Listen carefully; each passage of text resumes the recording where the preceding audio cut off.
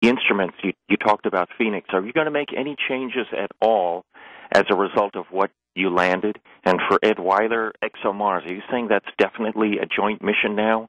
ESA recently delayed it, and I guess many were wondering whether it would really be a mission anymore. So are you going to work with ESA on that? Will it be replanned? Thank you.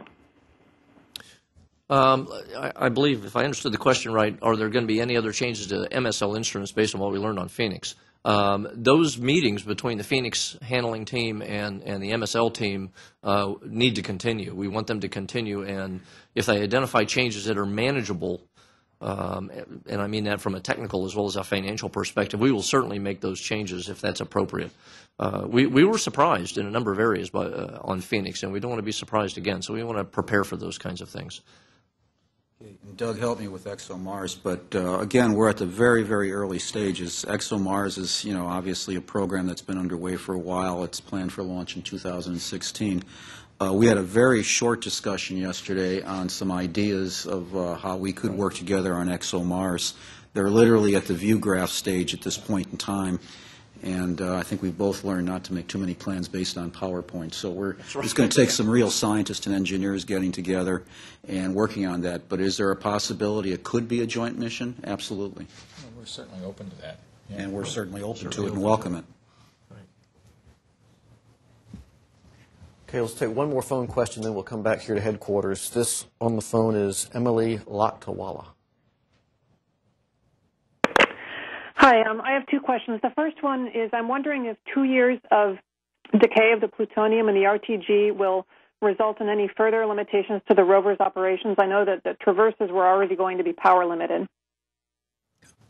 Yeah, this is Doug McQuiston. No, we don't expect any real degradation. We'll see 1% or 2% a year, which isn't significant, and we will consider not fueling the flight RTG for a little while. But the decay rate is really kind of insignificant. Total, yeah. Yeah, 5% total is what Charles just said. So that's about right, a couple percent a year. Yeah. Okay, I've got one more phone, so let me go to that. We'll clear that out and then come back. Steve Clark from Spaceflight Now. Hey, one more question about the actuators, and then I have another follow-up as well. Have the actuators actually been delivered to JPL, and is it just a matter of the life cycle testing that you mentioned, or are there more developmental problems you have to deal with first? Yeah, as I mentioned, there are 31 actuators on the rover. One flight actuator has been delivered. However, the implications of some of these current technical issues, we're not sure if it affects that one or not yet. I mentioned 45 engineering model units, 19 engineering model actuators have been delivered to date. So there are still technical challenges. None of these are technology challenges. These are basically engineering and throughput challenges. And we'll figure these out.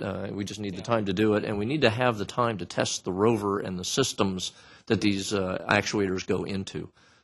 So I don't know if there are other lurking problems. I would hope not, but these have been pretty well wrung out. Life test is another story. We have to have life test, as I mentioned before, and we have not yet started that because we need reliable actuators before we start the life test to understand that these are actually going to make the 2-year mission life expected. Yeah, let me add two things. Like all good engineers, even if you have 15 which are good and then one has an anomaly, it immediately you have to go and look at the other 15 to make sure that this anomaly will not appear at some later time.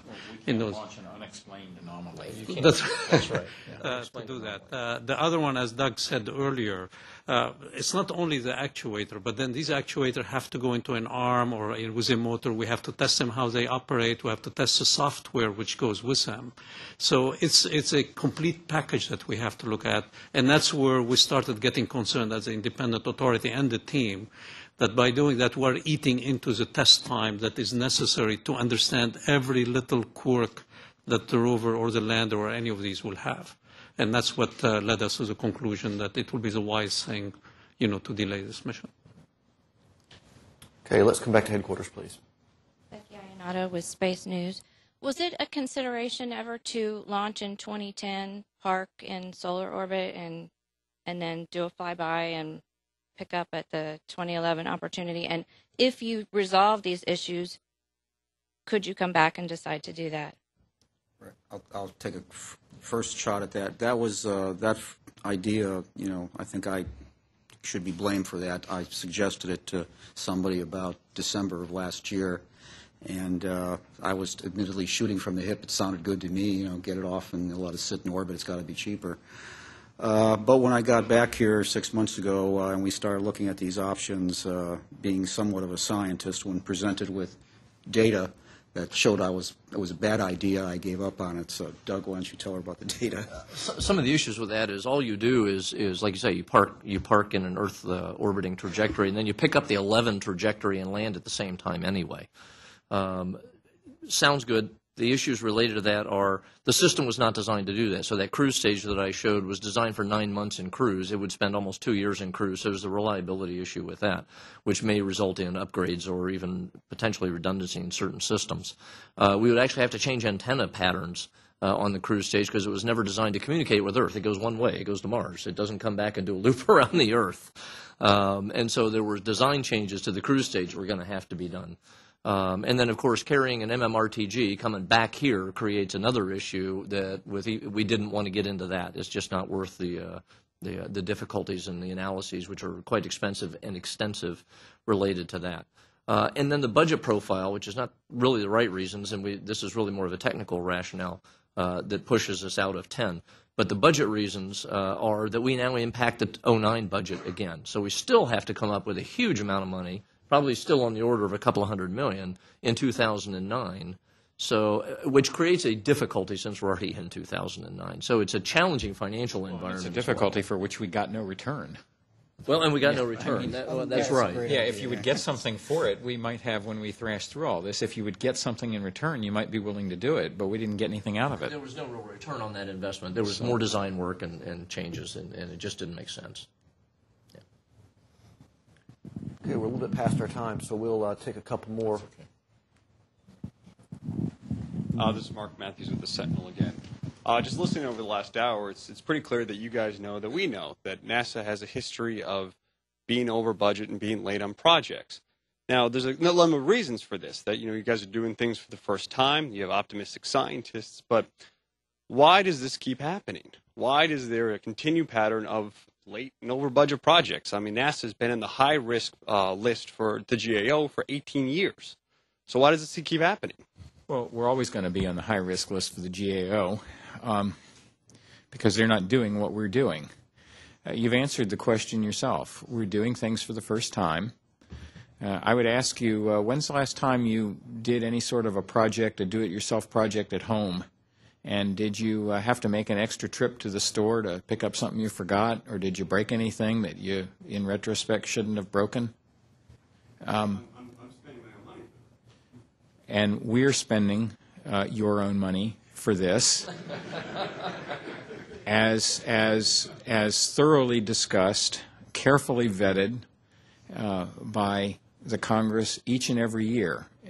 It has been determined as a matter of national policy that it's a good idea for the United States to operate on the frontiers of science and technology, that we get something out of it, that we value for the long term. It doesn't come free. And if we already knew how to do it, it would not, by definition, be on the frontiers of science and technology. We start these things out, and we admit up front we don't completely know how to do them. That's what makes them interesting. In my favorite quote of President Kennedy's, we do these things not because they're easy, but because they're hard. So I look in retrospect at, and I've looked carefully, we all have, but I have in particular, look carefully at what the folks who are working on Mars Science Lab have actually done. And even in retrospect, they haven't done anything wrong. They did not do as good a job as we might hope of estimating what was required to get to the goal line, but their progress toward the goal line has not been a history of mistakes. In fact, they're doing really well. So if we are to judge the worth of our work by our ability to estimate, then that's a standard I'm not ready to apply.